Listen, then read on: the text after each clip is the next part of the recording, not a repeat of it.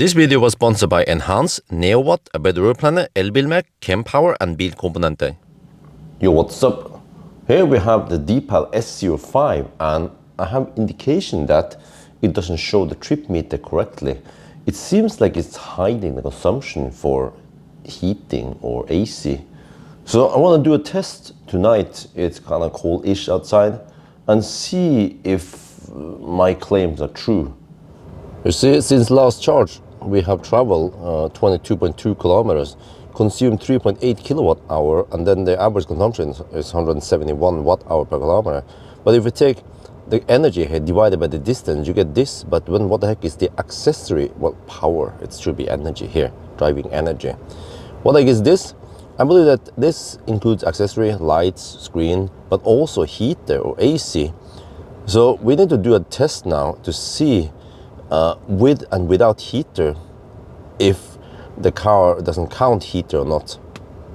So we're gonna go now, if you see here, yeah. We're gonna take a little loop from here to Ioniq, Dahl and back again. We're not gonna charge it, just loop around and back again and measure the consumption.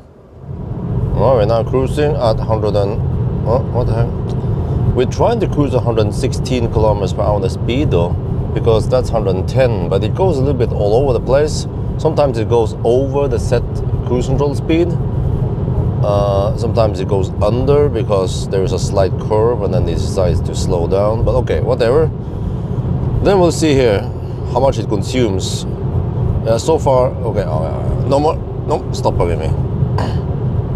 So, yeah, 264 watt hour per kilometer. At least that seems to be plausible now that we started driving. So it has that initial peak.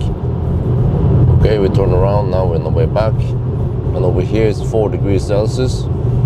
And so far we have consumed 300 watt hour on the accessory part. So the trip has been going on for around 20 minutes. So yeah, that sounds about right. The heat pump is efficient. So it's only, well, the accessory plus heat pump is consuming quite little energy compared to the driving power or the propulsion part.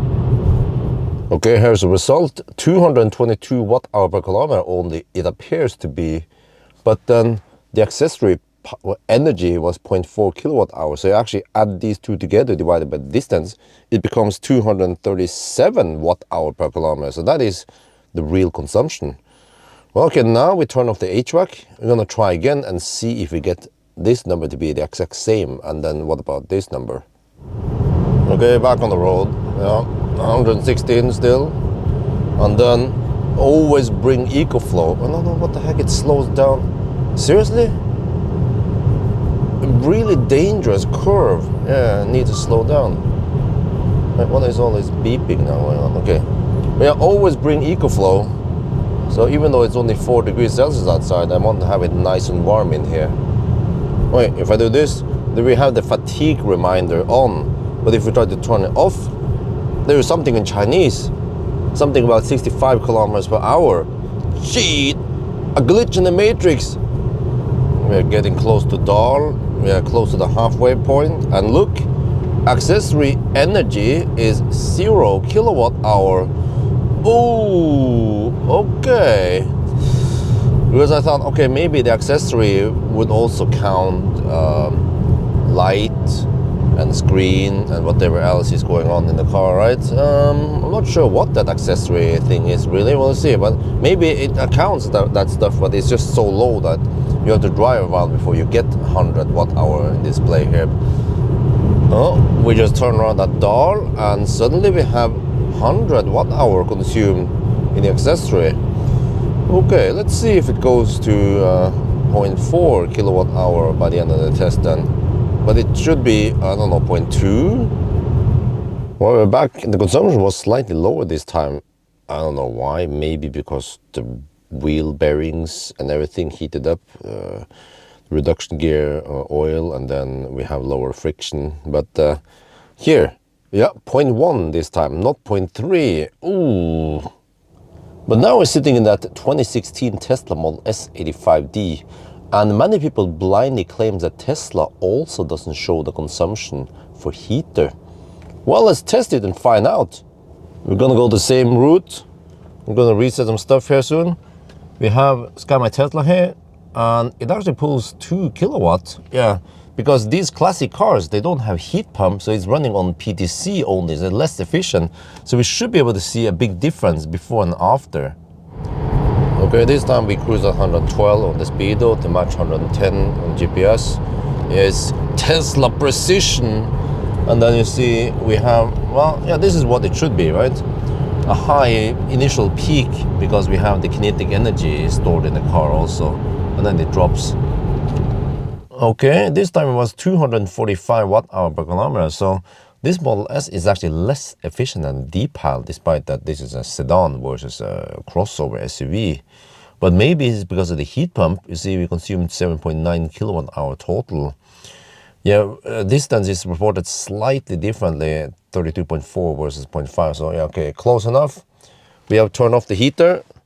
We're going to go again and then fire up this heater. Wow, I can already feel that the consumption is lower because we don't have that low speed with, I don't know, 1-2 kilowatt pulling on the PDC heater. You see, we are down to already 285 watt-hour per kilometer now. Okay, it's blasting in here. Only 700 watt, but it's nice and warm in the cabin now. So, right, and then let's check it out. So the weather condition has not changed much at all. It's quite stable, still 4 degrees Celsius outside. All right, second test. Interesting, now we consume a lot less, but also less than the Deepal. Oh, well, okay, point proven. Okay, interesting result. So I took the distance on the Tesla and then corrected on the distance on the Deepal. And you see that on the first test on the Deepal, we get 238 watt-hour per kilometer. But on the second test, 222 watt-hour per kilometer. But then in the Tesla's case here, we have now a lower consumption, 245 versus 215. So it's quite clear that the Tesla does show the heater consumption in the trip meter. So it's just, I don't know, incorrect assumption, false myth many people claim to spread, you know, because they just can't explain why the Teslas are so efficient, especially the one with heat pump like Model 3 and Model Y. I also did a calculation based on the time we spent driving and back again, 22 minutes, that the average power for heating in the Tesla was actually 2.5 kilowatt. How can it be so high, man? I think it's because it tries to heat up the whole cabin, not just, I don't know, driver only. But still, yeah, the whole test here was to prove two things: that Tesla displays the consumption correctly, doesn't hide anything, whereas the Chang'an or the Deepal shows things incorrectly. And I believe that the same thing applies to the Mazda 6e, which is, you know, joint venture between Chang'an and Mazda, because there were some weird numbers in the Mazda 6e when I tried to measure the battery capacity. I couldn't figure out what was wrong, but it kind of makes sense now, because when I tested it when it was cold, I would appear to get lower consumption than I expected, because it was hiding some consumption, apparently. So yeah, I wonder if this is going to be the next, I don't know, display gate or something. but is it even legal to display incorrect consumption like this? And I think many people don't know this, or they don't notice. Even car journalists, when they test cars, they see some numbers on screen and they don't think about it.